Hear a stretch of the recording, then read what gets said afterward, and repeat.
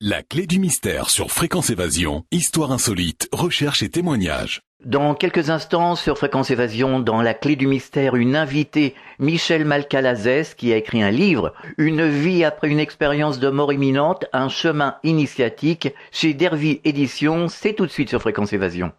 Réactualisez régulièrement toutes vos applications iPhone et Android sur les sites de Fréquence Évasion Radio et Monte Carlo Azur, fréquenceévasion.com, fréquenceévasion2.com et montecarloazur.com. Fréquence Évasion. Fréquence Évasion. La clé du mystère sur Fréquence Évasion, recherche et témoignages. Michel Malcalazès, bonjour, merci d'être avec nous. Bonjour Alain, et je suis ravi d'être avec vous. Avec plaisir. Vous avez écrit un livre, Une vie après une expérience de mort imminente, un chemin initiatique chez Dervy Éditions. Qu'est-ce qui vous a incité à écrire ce livre et quelle est la trame générale de cet ouvrage ?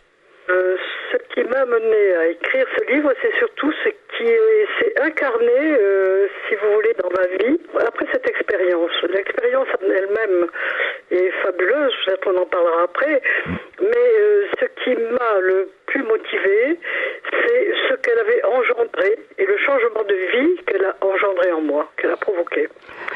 La trame, c'est effectivement, la trame du livre, elle est en fait assez simple.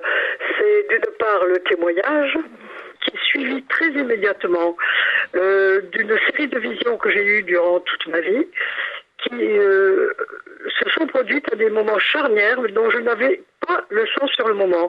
Et précisément, c'est cette expérience de mort imminente qui m'a mise en lueur et en lecture l'importance de ces visions que j'avais eues avant. Ça, c'est pour dire que nous avons beaucoup de signes dans notre vie qui clignent des yeux et qui nous donnent des directions, mais que l'on ne suit pas. Donc ça, c'est le départ, je dirais. Ensuite, j'ai mis l'accent sur les apports de la lumière, parce que moi, dans cette expérience, j'ai atterri immédiatement dans la lumière. Je ne suis pas passé par un tunnel ou un autre moyen de transport, puisque c'est de cela qu'il s'agit. Donc, j'ai atterri dans une lumière qui était vivante, la lumière qui, pour moi, est c'est le nid de la création, c'est le lieu de tous les possibles. Et donc, cette lumière, il se trouve qu'elle m'a donné, en plus de très belles transformations personnelles, elle m'a fait le cadeau de sculpter en suivant un fil de lumière. Donc, j'ai fait j'avais besoin de partager cette chose-là qui est de l'ordre vraiment de l'extraordinaire. C'est-à-dire que quand l'on prend une pierre et que vous voyez sur cette pierre s'inscrire un fil de lumière, et que quand vous le suivez comme un calque, vous en sortez à la fin une main complètement cryptée avec des symboles qui sont vraiment presque du type alchimiste. C'est une grande interrogation, et surtout quand ça dure depuis 27 ans. Donc j'ai mis l'accent dessus. Ensuite, j'ai mis l'accent sur les apports de la lumière sur le plan de la guérison spirituelle, mais même physique, puisque j'étais tétraplégique. Et que cette lumière a été pour moi une vraie complice, puisque j'avais l'impression qu'elle s'incrustait dans moi pour défroisser les muscles, recoudre des ligaments, je l'appelais une infirmière, ou la repasseuse, ou la couturière. La lumière qui avait des fonctions très différentes et complémentaires. Et également nounou, une lumière nounou, puisque le soir, j'avais devant moi, quand j'étais seule, des petits personnages qui venaient en lumière, un petit peu comme des marionnettes, des ombres chinoises plutôt, mais en lumière, là, c'était inversé, et qui venaient me tenir compagnie comme des personnages de conte. Donc ça, c'est tous les apports que la lumière m'avait apportés sur le plan, je dirais, personnel, mais très personnel, d'une forme de guérison, qu'elle soit physique ou spirituelle. Ensuite, j'ai eu à cœur de parler de la manière dont elle m'avait transformée. Et cette transformation, c'est presque à la fin que l'on se rend compte de ce travail. C'est un chemin initiatique. Je me suis rendu compte qu'elle me faisait de plus en plus aller vers un essentiel, qu'elle me mettait devant les yeux les choses inutiles dont il fallait se délester pour aller à la recherche de soi. Et j'ai eu un beau cadeau une nuit d'avoir la vision du maître intérieur et qui m'a permis dans un deuxième temps, alors déjà là c'est par la peinture que ça s'est manifesté, d'un seul coup je me suis mise à peindre, je ne peignais que des vierges noires. Et ce maître intérieur se nommait Isis, avec des textes magnifiques, en écriture automatique. Donc ça j'ai eu à cœur de le transmettre, et de transmettre également ce moment typique de la transformation d'un individu, qui est ce que j'appelle le retournement. C'est-à-dire, j'ai eu la sensation qu'il y avait un retournement en moi-même, comme la naissance d'un nouvel enfant, d'une nouvelle personnalité, et on ne peut l'appeler que nouvelle personnalité parce que physiquement, on change, c'est sûr.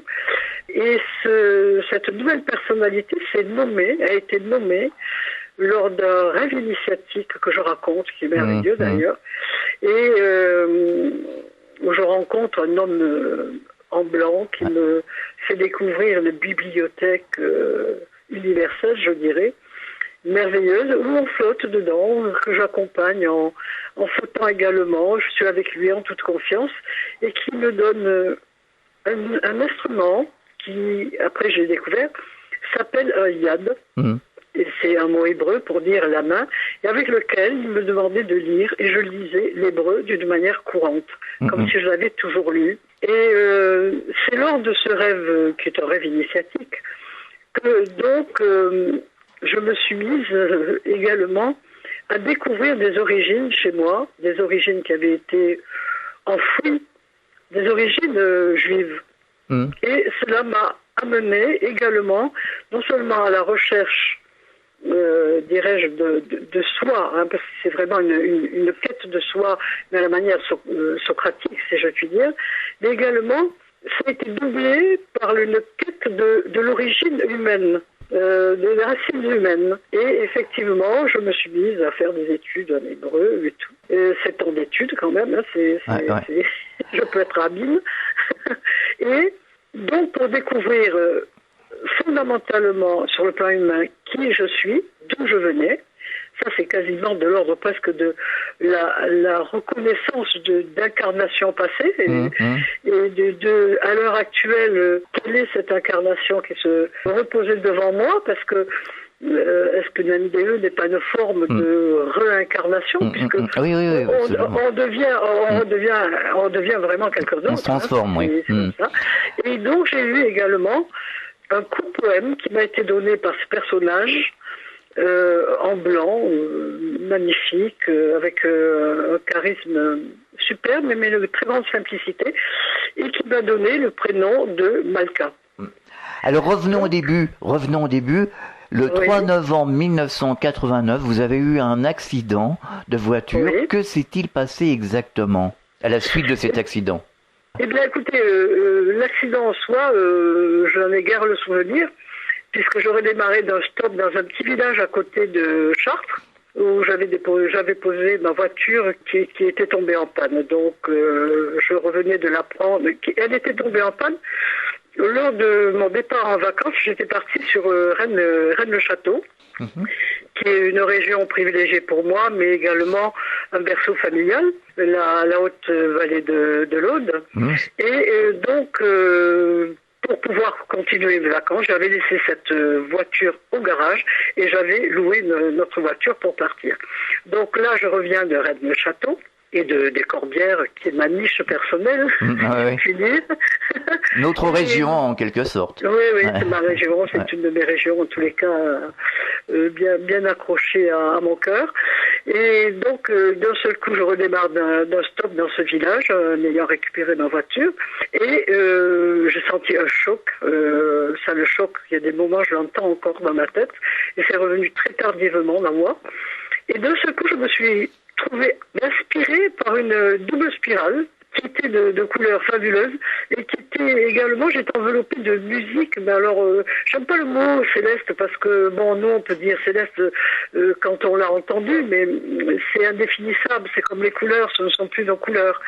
Et j'ai été déposée, je dis toujours aussi parce que c'est très difficile à définir, sur un océan de lumière. Et cet océan de lumière, j'étais complètement infusée de connaissances. Et pour moi, je l'ai décrit comme le lieu de tous les possibles, le lieu de la création. Et j'ai eu la sensation, tout était là. La création même était là, alors la sensation d'en faire partie, mais en même temps d'être rien du tout. D'en faire partie comme un atome, d'en possédant toute la connaissance possible. Poser question, vous avez réponse, par exemple. Et j'ai été, si je puis dire, réveillée de cette lumière. Cette lumière, ce qu'elle a de particulier pour moi, en tous les cas, elle est or, dorée, je dirais. Je dis souvent ambre dorée, parce qu'il y a quelque chose de chaud dedans. Cette chaleur qu'on trouve dans la couleur ambre, mais elle est extrêmement brillante, elle est très belle, elle n'éblouit pas. Mais je fais la comparaison comme avec une chair vivante. C'est vivant comme si une chair transparente, s'il y avait une chair de lumière transparente. C'est curieux, c'est comme une matrice, je ne sais pas. Je me pose encore la question de savoir si on ne touche pas la matrice ou une des matrices, parce que l'univers, on ne sait pas jusqu'où. Hein. La matrice universelle. Oui, j'ai eu cette sensation d'être un atome dans l'univers, mais faisant partie de la création. C'était très, très particulier, mais en même temps, c'est curieux parce qu'on est dans l'inconscience, dans l'inconscience, pas dans l'inconscient. Et en même temps, on ressent, et on en a une mémoire absolument, mais même physique. Et j'ai été réveillée si je puis dire, de cet état, hein, parce que c'est un état en même temps, par une voix tonitruante comme dans les 10 commandements, pareil. Une voix qui prononçait le prénom de mon mari. Il s'appelle Serge, donc j'ai eu droit à un Serge retentissant dans le monde entier, dans la création entière. Et qui m'a, je dirais, interrogée, mais j'ai mis du temps pour essayer. Je pense que le temps, on le mesure pas là-bas, mais je pense que je n'arrivais pas à saisir de qui il s'agissait. Donc il y a eu, je pense, un long moment avant que je puisse pas prendre conscience, mais situer en définitive qui était cette personne. Et quand je l'ai ressenti, ou resitué vaguement, j'ai eu la sensation très bizarre de devoir partir.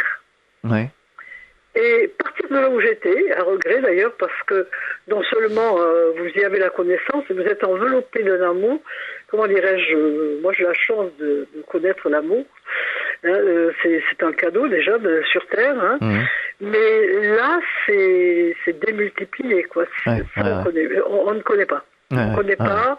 Moi, je vais avoir 50 ans de mariage avec la passion de ma vie. Et je lui dis toujours, eh ben oui, mais ici, c'est une maquette. C'est pas gentil, mais c'est comme ça. C'est une maquette. Et donc, je me suis dit, il faut que je descende. Alors là, d'un seul coup, voilà, c'est mis en marche. Mais ce que je dis là, c'est a posteriori que j'ai pu le verbaliser, le situer, ce mot de descente et tout. Je suis descendue en vertical en traversant des strates d'espace très différentes, qui changeaient de couleur, qui changeaient de musique. Tout était musique et couleur. Mais ça devenait de plus en plus, je dirais pas terne, mais presque, par rapport à cette espèce d'envolée pour aller vers la lumière, jusqu'au moment où toutes ces couleurs deviennent or, fabriquent l'or de la lumière. C'était assez extraordinaire.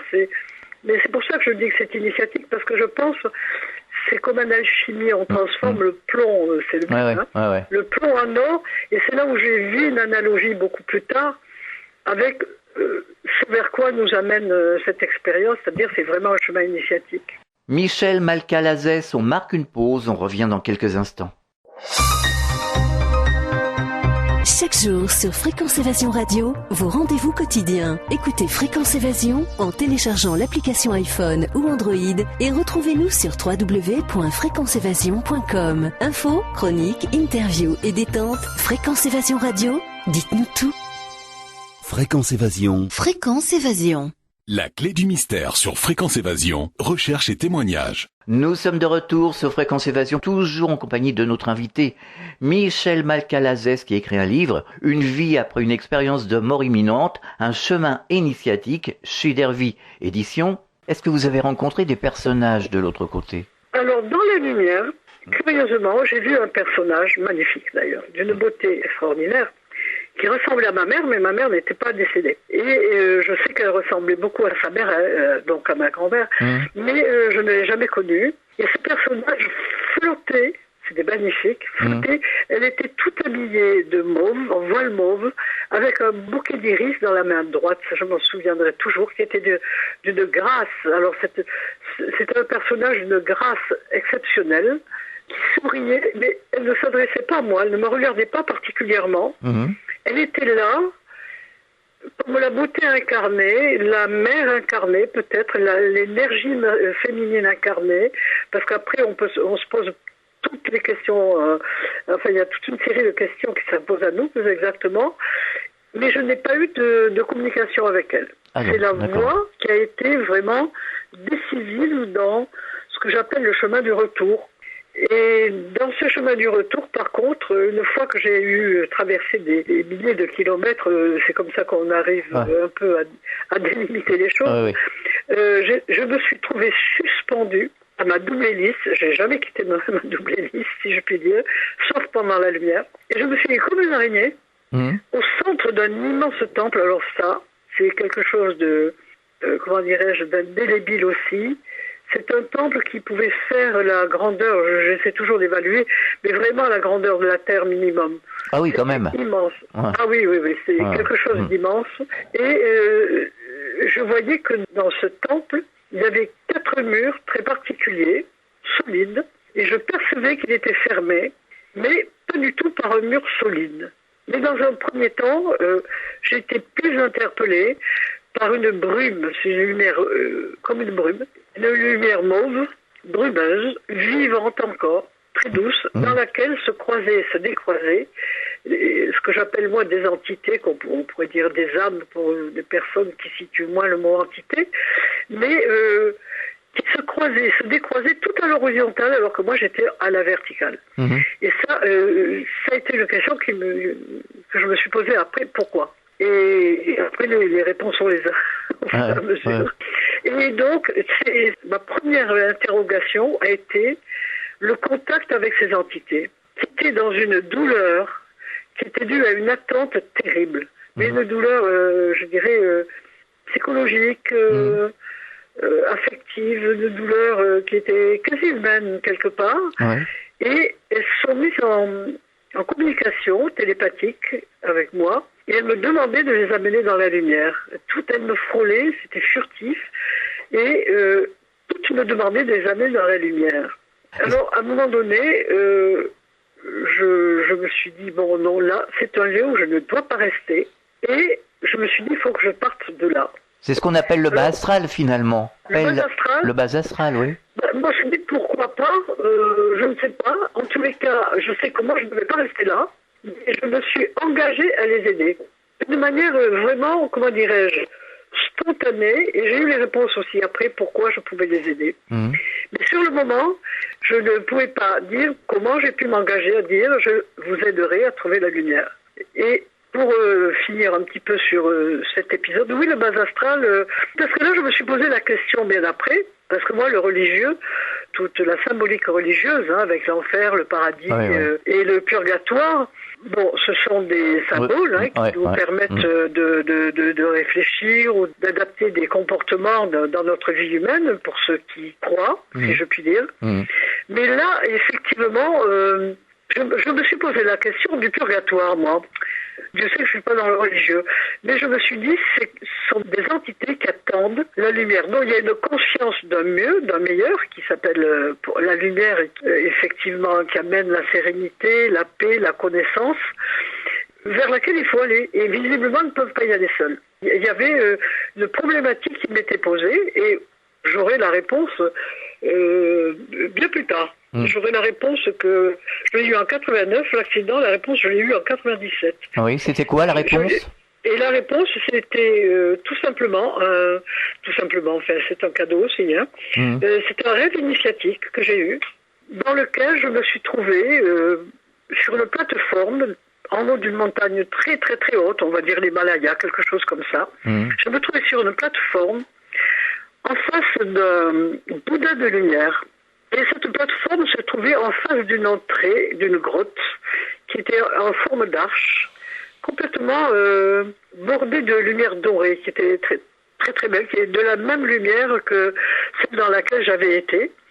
Et ce Bouddha de lumière entrait en communication avec moi. On était assis l'un en face de l'autre, en tailleur, et il me montrait un plateau, il m'expliquait ce qu'il y avait sur ce plateau, et il a fait un rituel.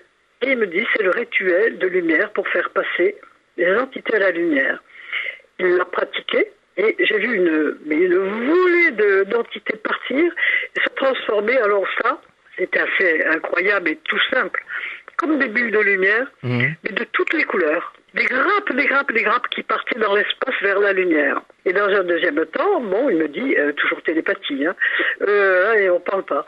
Et il me dit, bon, maintenant, tu dois le faire. Alors, il m'a bien réexpliqué tout ce qu'il y avait sur ce plateau. J'ai bien fait tout le rituel qu'il m'a donné. Et je l'ai fait. Et j'ai encore vu une grappe d'entités s'envoler comme des bulles de savon de toutes les couleurs et aller vers la lumière, donc sans éclater. Hein. C'était pas des bulles de savon qui éclataient. Non. Et après quoi, il m'a dit, maintenant, tu l'as entre les mains. Et je me suis réveillée. Quelques jours après, je voulais aller... c'est intéressant de voir comme quoi... c'est pour ça que je dis c'est un chemin initiatique, parce que chaque fois qu'il y a de fortes symboliques comme celle-là, comme dans la NDE, hein, et comme dans l'EMI, maintenant on dit en France. Oui, c'est ça. Et dans un rêve initiatique où on nous passe un rituel, il semble qu'ils doivent passer par la réalité, qu'ils doivent s'incarner lui aussi. Et quelques jours après, je décidais d'aller au musée océanographique parce que j'adore l'art premier. À l'époque, il était Porte Dorée, à Paris. Je prends la voiture et la voiture se met à passer, mais je dis la voiture se met à passer devant le musée, va dans le bois de Vincennes et s'arrête devant, contourne, enfin, je fais 2 kilomètres, je ne sais pas. Je m'arrête devant un mur, je pile, je descends, et en automatique, je suis le mur, je m'arrête devant une porte devant laquelle il y avait un homme jeune, plus exactement, trentaine d'années.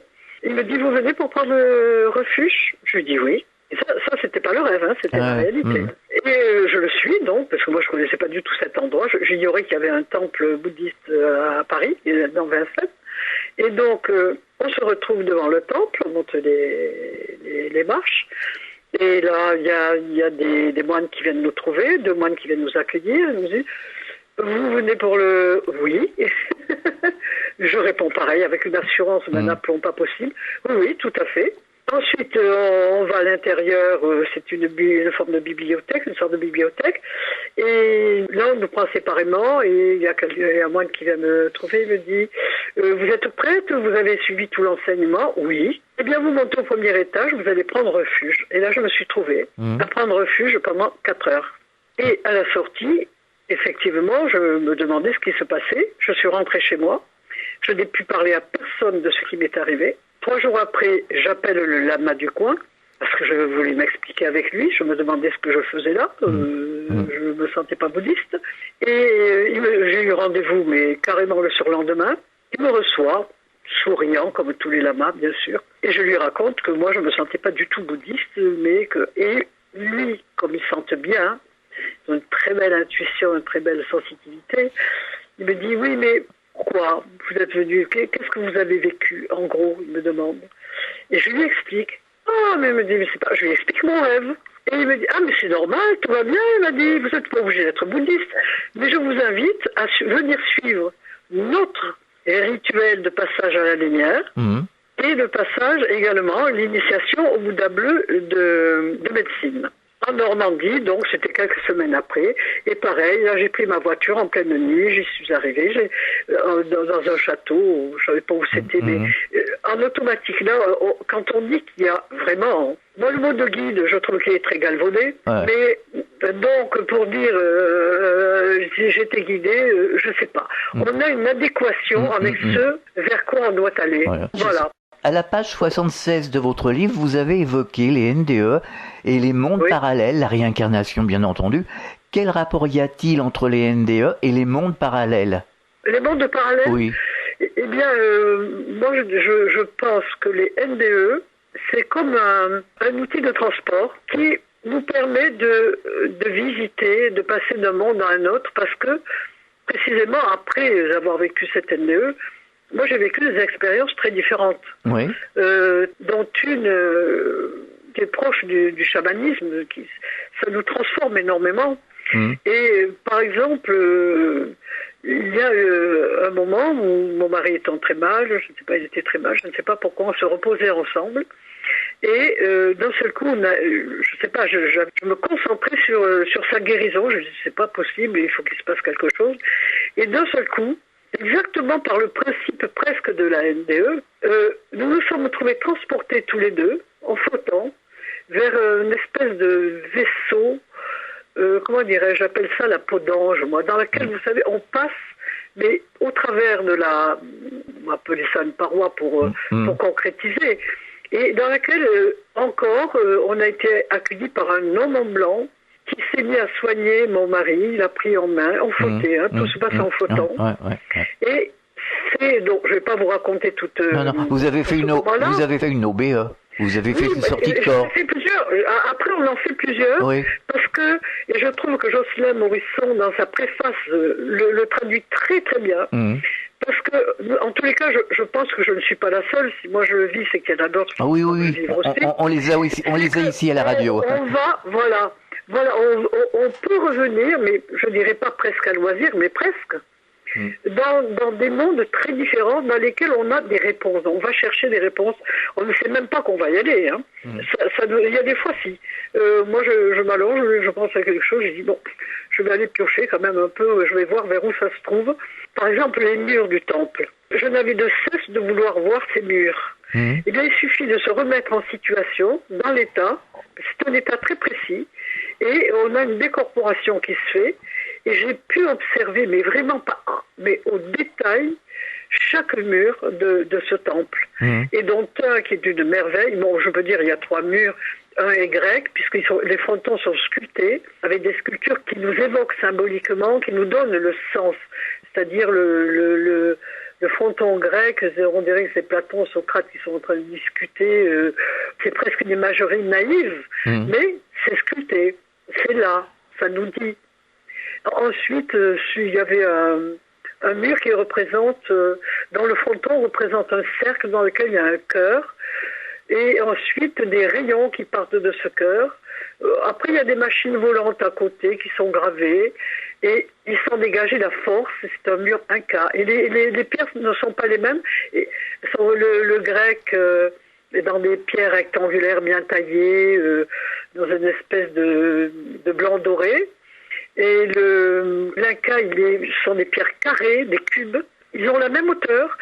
Et le troisième est un mur hindou, un temple hindou, comme un temple hindou. Et dans la sculpture, représente Shiva, la beauté, en train de danser. Et le quatrième mur, alors là, ça a été la grande découverte, puis qui m'a bouleversé, qui a bouleversé beaucoup de choses en moi et dans ma vie, m'a fait découvrir bien d'autres choses. C'est le quatrième, c'est un mur de lumière. C'est une membrane lumineuse dans laquelle, moi je l'appelle dans laquelle coule le miel du savoir. Il y a des grandes taches de lumière dans laquelle je suis, comment dirais-je, j'avais atterri, ou je suis tombée, j'aime pas le mot, parce qu'on ne tombe pas là-bas, et dans laquelle j'étais, qui coule le long de cette membrane, et c'est la connaissance qui vient. J'appelle le mur de la médiumnité.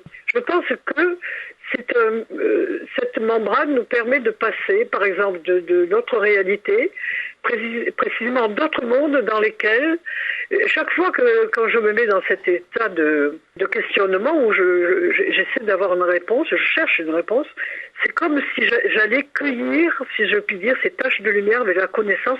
Je la passe, comme vous savez, on passe une cascade. Ouais. Et on atterrit dans un autre monde, comme celui que je vous décrivais tout à l'heure. Et c'est vraiment de l'ordre, comment dirais-je, j'aime pas le mot magique, parce que le mot magique suppose qu'il n'y a pas du tout d'explication. Alors que là, on a une explication pour moi.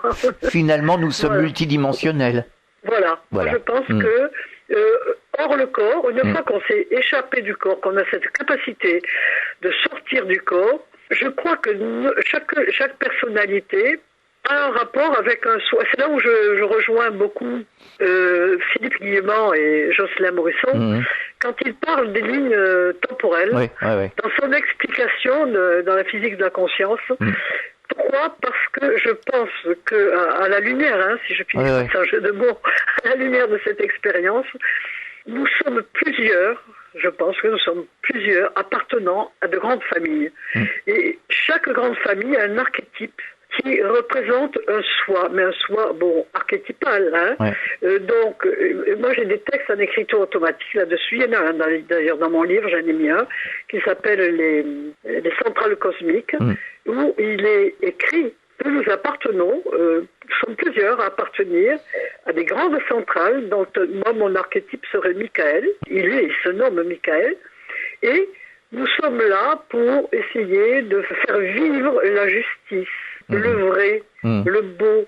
Finalement, on est là pour grandir la vie. Voilà, vous avez dit le mot exact. L'améliorer, participer de l'amélioration de l'humanité en définitive. Mais nous sommes toujours en relation avec des mondes autres. Oui, bien sûr. Ou d'autres mondes. Ça dépend, le monde autre appartient plutôt au chamanisme. Mais des mondes parallèles où se nichent, si je puis dire, les sois. Des grandes familles de sois. Et c'est pour ça que je suis pas du tout scientifique. Donc je pourrais jamais parler d'une manière scientifique de la théorie de Philippe Guillemont, mais je la ressens. Donc c'est vrai que je m'y réfère parce que j'ai sauté de joie quand j'ai lu ça. C'est exactement ça. Michel Malcalazès, on marque une pause, on revient dans quelques instants. Chaque jour, sur Fréquence Évasion Radio, recherche, ovni, paranormal, faits de société, protection de l'environnement et les rendez-vous avec vos stars préférées dans Paroles de Stars. Fréquence Évasion, c'est également la voix des sudistes en Principauté de Monaco et dans le Grand Sud. Fréquence Évasion Radio, dites-nous tout. Dites-nous tout. Dites-nous tout.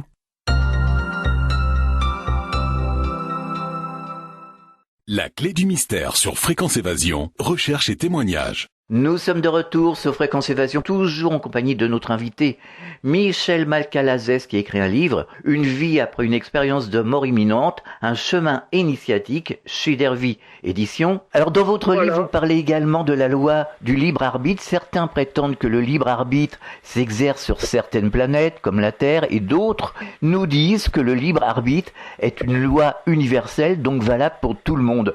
Ce qui me semble logique. Qu'en pensez-vous ? C'est moi qui ai écrit ça ? Non, moi je vous pose la question par rapport à votre article sur le libre arbitre. Moi je me pose beaucoup de questions. Je pense que nous le gardons toujours. Je ne sais pas pourquoi, mais je pense que nous le gardons toujours. Oui, c'est logique. Même lorsque, moi souvent je m'interroge sur quand ce ne serait que notre galaxie, là, notre petit monde autour de notre soleil. En gros, de l'extérieur, on voit une immobilité apparente du système. Mais en réalité, quand on le lit, quand on s'amuse à lire Reeves ou d'autres astrophysiciens, il se trouve que notre système solaire est enclenché avec d'autres systèmes et que l'ensemble bouge tout le temps, est en évolution permanente. Ma réponse à la question de la liberté et du choix, c'est que si les univers bougent entre eux, c'est qu'il y a une vie permanente. Bien sûr. Et s'il y a une vie permanente, un mouvement permanent de vie partout dans l'univers, c'est qu'on a toujours un choix. Même les planètes, elles ont presque le choix. Oui, parce qu'on pourrait rien faire. Si on n'avait pas le choix, on pourrait rien faire. On ne pourrait rien faire. Bien entendu. Nous serions robotisés. Il n'y aurait plus de révolution, il n'y aurait plus de paix. Il n'y aurait plus de construction, il n'y aurait plus de créativité. Il n'y aurait plus de créativité. Bien sûr, moi qui suis une artiste, je peux vous dire que quand on crée, il faut être libre. Tout à fait. On envoie promener beaucoup de choses pour créer. Ça va même loin parfois par rapport aux responsabilités. Et c'est là où souvent cette expérience nous fait des piqûres de rappel, c'est que on ne peut pas faire non plus n'importe quoi. Enfin, moi qui fais partie de cette famille de soie de Michael, qui est là pour apporter la justice, la justesse, la faire respecter. Vous parlez de Centrale, vous parlez de Michael, finalement, vous faites référence aux familles d'âmes. Oui, ce qu'on appelle, nous, ce que l'on traduit dans notre langage, le soi. Voilà. Le soi, pourquoi? Parce que c'est plus proche de notre vocabulaire, hein, sans s'arrêter spécifiquement à Freud, hein, parce qu'on est précisément quelle avancée les EMI par rapport à Freud. C'est-à-dire que même maintenant en psychanalyse, dans, je crois, 10-20 ans, ça va plus tenir la route, Freud. Oh ben ça tient plus, hein. Il y a plein de choses qui tiennent plus. Effectivement, vous avez raison. C'est intéressant que vous mettiez l'accent dessus.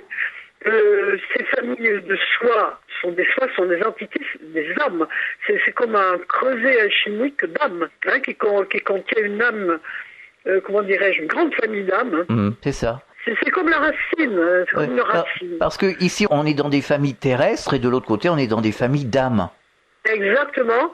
Mais alors, ce qui m'intéressait effectivement à étudier, et après, c'est que ces familles d'âmes ont un rôle sur Terre. Oui, c'est ça, tout à fait. On peut déjà avoir dans notre famille terrestre des personnes qui font partie de notre famille d'âmes. Bien sûr. Oui, tout à fait.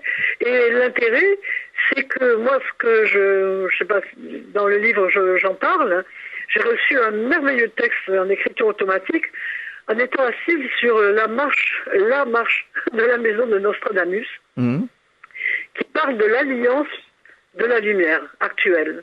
Que dans le texte, toutes ces EMI qui arrivent grâce aux moyens que nous pouvons recueillir grâce aux moyens sur lesquels on crache souvent, d'Internet, et qui pourtant nous rend un grand service, eh bien, si elles arrivent en ce moment, et si on a les moyens de communication pour être au courant, le texte dit que nous sommes en train, peut-être ces EMI sont en train de réparer ce qui serait une sphère au-dessus de la couche d'ozone, qui s'appellerait la luxosphère. Le mot luxe venant du latin, bien sûr, la lumière. Ouais. Et serait comme, comment dirais-je, comme une mission actuelle des gens qui vivent des EMI, précisément dans nos actions, de permettre que si nos actions sont justes, il y a réparation dans cette sphère, si je puis dire. Il y a une concordance. Et je trouve ce texte très intéressant. Je ne sais pas si vous aurez l'occasion de le lire, et surtout le temps vu votre métier, mais il est écrit presque à la manière des centuries. D'ailleurs, on parle beaucoup de reconnexion en ce moment. Hein. On parle beaucoup de reconnexion avec la planète de dimension. Exactement, vous prononcez le mot exact, puisque quand cette luxosphère sera réparée, recousue, eh bien, nous serons reconnectés à une vibration d'une fréquence qui existait auparavant, qui a été en sommeil par, je pense, ce qu'on appelle nous l'évolution humaine, le matérialisme, la matière, enfin, tous les rapports matériels. C'est aussi les concepts assez négatifs qui nous ont coupés. Bien sûr. Tout ce que l'on vit en ce moment du terrorisme, en passant par les guerres, l'esclavage des enfants, enfin, toute une catastrophe. Cette manipulation humaine matérialiste, tout cela, effectivement, doit être réparé, bien sûr, à plus ou moins long terme. Mais il semblerait que précisément, pour moi, les EMI fassent partie de ce plan de, j'aime bien le mot réparation que vous utilisez, et avec à charge d'être strict vis-à-vis de nous-mêmes et avec un engagement sérieux. C'est-à-dire pas que de parler, de faire le beau en racontant l'histoire. C'est-à-dire c'est dans les actes de tous les jours que la chose doit exister. Et c'est ça notre travail, de manière à presque le transmettre. Il y a mission de transmission, je dirais. Bien sûr. Est-ce que vous donnez des conférences ? Oui, bien sûr. Alors comment ça se passe justement les conférences ? Comment les gens réagissent ? Écoutez, bon, évidemment, les personnes qui vont venir à ces conférences sont des gens sensibilisés. Hein. Mais j'en ai fait une dernièrement, dans une petite ville qui s'appelle Cézanne. Oui. J'ai eu un public que je ne connaissais pas. J'ai été invité par un ami qui connaissait la présidente, qui est une artiste. Et quand j'ai fait cette conférence, il y avait un silence mais incroyable. Mm-hmm. Et à la fin, j'ouvre toujours pour donner les questions. Et la présidente, en riant, en souriant, elle me dit « Et vous avez un parterre uniquement d'artistes, de scientifiques et de médiums. Ils vous ont tous compris. On partage tout. » Alors ça, c'était extraordinaire, parce que d'un côté, parce que nous étions tous sur la même longueur. Et je ne le savais pas, moi, du tout. Donc j'ai fait ma conférence comme j'ai l'habitude de faire. Du fait, il y a eu très peu de questions. Mais alors, par contre, beaucoup de livres qui sont partis parce que les personnes étaient très intéressées. Mais comment vous dire, il n'y avait donc pas de contradictions. Mmh. Les contradictions, je trouve toujours ça intéressant, mais je n'ai pas d'exemple à vous donner sur le plan de la contradiction. Parce que je sais qu'il y a la question qui revient souvent et le cerveau là-dedans. Quel est le rôle du cerveau ? Oui, mais ça, le cerveau, on en a parlé pendant des décennies. D'ailleurs, oui, le professeur, enfin le docteur Jean-Jacques Charbonnier en parle très bien. Hein, oui. On sait très bien que le cerveau est une interface, que le cerveau n'a rien à voir là-dedans. Non, rien. Rien. C'est un transmetteur. C'est un transmetteur, c'est un ordinateur. Voilà, c'est un ordinateur qui traduit, il fait son traitement de texte. Pour moi. Et ça s'arrête là parce que c'est vraiment, il s'agit, mais déjà sortir de ce corps et pouvoir se promener, si je puis dire, dans d'autres mondes, c'est d'un enrichissement extraordinaire. Et c'est une des raisons pour laquelle j'ai écrit ce livre. C'est comment dire, c'est pas un livre thérapeutique, hein. C'est un livre de transmission. D'initiation, de transmission. Parce que ça m'a ouvert également les portes. Moi, je ne supportais pas les enfants. Eh bien, j'ai été amenée, mais tout naturellement, à enseigner, parce que moi, j'étais chorégraphe, d'abord danseuse étoile. Ensuite, j'ai dirigé un théâtre à Toulouse. J'avais une compagnie de danse. Donc, j'étais quelqu'un de la danse. Je me suis retrouvée tétraplégique. J'ai récupéré, mais grâce à la lumière, je veux dire, et une connaissance de mon corps. Bon. Et ensuite, j'ai la sculpture que j'appelle au fil de lumière qui est venue, qui est un enchantement, toujours, hein. Je vois toujours mon fil de lumière. Alors ça, c'est scotchant, parce que j'ai fait quand même une pierre de 3 tonnes, hein, que j'ai offert à ma ville natale, mais ce qui m'a presque le plus interrogé, c'est mon approche de l'enfant que je détestais. Et j'ai mis en place d'une manière, mais très spontanée, en entente avec une directrice de primaire, hein, j'ai mis en place un processus holistique d'art pour les enfants dans l'école, en milieu scolaire. Et ces enfants, mais alors vraiment j'y passe tous les ans, hein, et elles m'ont laissé carte blanche. Et au bout d'1 an, il y a des institutrices qui venaient me trouver en me disant mais Michel, je comprends pas. Je me souviens surtout d'un enfant qui s'appelait Jackie. Mais vous savez le Gavroche. Le Gavroche parisien, qui est tête de mule, qui voulait faire que ce qu'il voulait. Non, les maths, c'était pas son truc, ça, c'est pas son truc. Et au bout d'un moment, suite aux ateliers, l'institutrice me dit, mais j'en fais ce que je veux. Et pas au sens idiot du terme. Il écoute, il est là, il reçoit, je l'interroge, il répond. Alors qu'avant, c'était la boulette sur le tableau, quoi. C'est sûr. Et donc, la directrice m'a demandé de former les instituts. Donc, j'ai mis en place, comme ça, un processus holistique d'art. Et ce que je dis souvent dans mes conférences, l'avenir pour l'être humain, c'est l'art et la création. Ah oui, l'art tout et à la fait. création. Ouais, oui. Nous devons être, c'est vrai qu'on dit toujours, nous devons être les artistes de notre vie. Notre premier rôle, c'est d'avoir conscience de pourquoi on est là. Et le plus bel art, c'est soi. C'est la création. Hein, c'est se réaliser. Bien sûr. Et pour se réaliser in et out, pour être en relation dans l'altruisme le plus sincère, quoi. Et l'art permet précisément, moi je travaille même avec des autistes maintenant, eh bien écoutez, ces enfants avec qui normalement vous n'avez pas de relation, nous on se tape sur l'épaule. Et c'est des discussions, les parents n'en reviennent pas. De relations, mais normal. Il n'y a pas plus, il n'y a pas moins, c'est pas exagéré. Et après, bon, il paraît que ça fait des progrès à l'extérieur, que ça se porte un peu à l'extérieur. Et ça, c'est vrai, c'est un plan que je voudrais mettre plus largement en place parce que je crois que les autistes sont des êtres merveilleux qui souffrent quelque part. Hein. On peut ajouter bêtement, nous souffrons tous quelque part. Mais eux, par rapport à notre regard, ils n'en ont pas conscience, hein.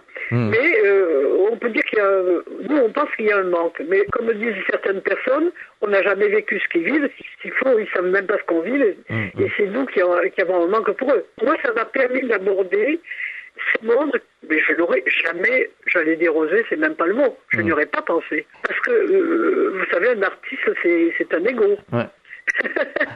Donc quand je dis l'art pour tout le monde, c'est l'art partagé. Oui, bien sûr, bien sûr. Pour être le meilleur, le plus. Ah oui, non, on n'est pas dans la compétition. Non. À 4 millions. Non, c'est pour l'échange. On est dans l'échange. Surtout quand on connaît le marché de l'art, qui est complètement fabriqué à la bourse. Ouais, complètement. Ouais. Donc on parle pas de ça. Non, on parle pas de ça. Voilà. Est-ce que vous avez des projets? Alors mon projet, d'une part, j'ai ouvert un centre d'art analyse.